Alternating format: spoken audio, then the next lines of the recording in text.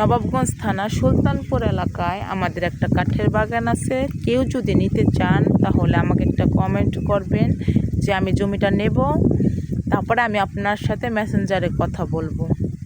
জায়গাটা আমি দেখাইতেছি। এটা হয়েছে জায়গার সামুখ দিয়ে আপনার মাটির রাস্তা। দেখছেন রাস্তাটা কত চড়া, মাটির রাস্তা। আর এই যে দেখেন গাছগুলো কত বড় বড় হয়ে গেছে। এখানে 21% জায়গা আছে। আপনারা যদি নবাবগঞ্জ স্থানে কেউ থাকেন দেখে যাইতে পারেন, আমাকেও দরকার নাই, জায়গাটা দেখে যাবেন।